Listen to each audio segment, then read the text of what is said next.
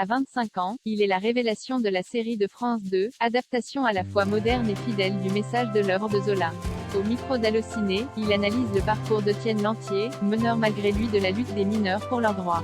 Révélé en 2019 dans la série Mental sur France TV / Louis Père, également à l'affiche du film Comment je suis devenu super-héros sur Netflix, tient l'un des rôles principaux de Germinal, superproduction de France Télévisions en cette rentrée qui revisite le roman de Zola en mettant l'axe sur des enjeux contemporains, tout en restituant fidèlement le cœur du propos de l'œuvre du romancier sur la lutte ouvrière.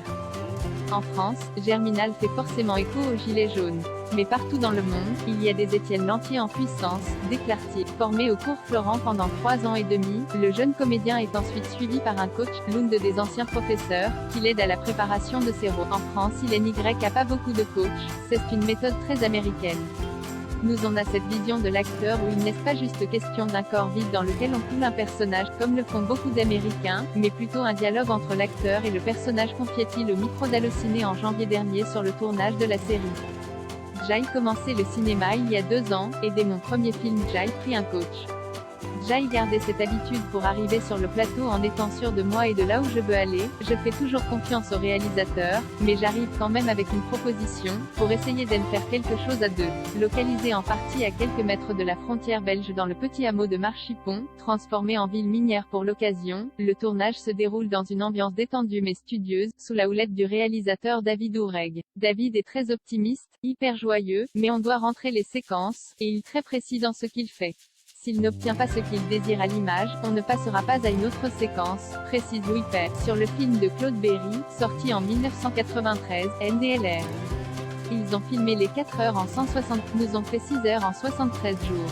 Donc il y a forcément une nécessité d'efficacité. Pour le jeune comédien, se retrouver plongé dans les décors d'une ville de mineurs des corons du nord de la France à la fin du 19e siècle était un défi vertigineux. J'ai tout de suite mesuré la chance que j'avais. Quand on lit le script, Kwon découvre les tirades gigantesques, les discours devant la foule. C'est très rare Kwon puisse avoir ça au cinéma. La première réaction c'est tout haut, et la deuxième c'est merde, comment je vais faire ça, s'amuse-t-il. Son personnage, Étienne Lantier, est un jeune ouvrier d'une vingtaine d'années qui a fui l'île après avoir frappé son patron. Grâce à Pluchart, un ami à lui, il va se retrouver à Montsou, une ville minière, où il va être accueilli par la famille Maheu. En travaillant à la mine avec eux, il va se rendre compte des conditions de travail des mineurs et de la misère qui sapent leur quotidien. Tout ça va le révolter. Petit à petit, il va commencer à parler autour de lui, et se rendre compte du pouvoir de parole qu'il a sur les autres, et progressivement prendre les choses en main et s'affirmer en tant que chef. Et malheureusement, ne plus écouter personne et se brûler les ailes. Lors de la préparation, le réalisateur et Louis Père se sont penchés. Ce sont les raisons qui faisaient d'Étienne Lantier un héros, avec ses faiblesses et ses contradictions face au poids des responsabilités qui lui sont attribuées. Dès le début on a été très connecté avec David. Il voyait toutes ses idées, ses inspirations de musique, de costumes. Je préparais mes monologues en musique. Dans le roman de Zola, des passages entiers décrivent l'orgueil grandissant d'Étienne C, qui va le conduire à sa perte. Il a 21 ans dans le livre, et comme tout jeune qui commence à avoir du pouvoir, il va jouer un peu au petit chef.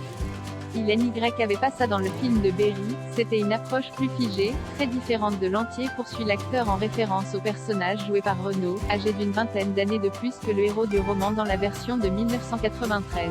Dans la série, les Maheu reposent tous les espoirs en Étienne, et lui va se dire que si tout le monde lui fait confiance, c'est lui qui a raison, donc c'est à lui de prendre des décisions sans écouter personne. Et ça, c'est dangereux, analyse-t-il. Pluchart, qui est partisan socialiste, sait faire la part des choses. Idem pour Monsieur Hennebeau, ce sont des politiciens qui comprennent qu'il y a une zone grise, un dialogue inévitable. Pour Étienne, c'est tout blanc ou tout noir, il est incapable de faire la part des choses. Pour le comédien, l'œuvre représente aussi un avertissement intemporel. Un leader, aussi charismatique soit-il, se perd forcément s'il reste seul tout en haut de sa tour.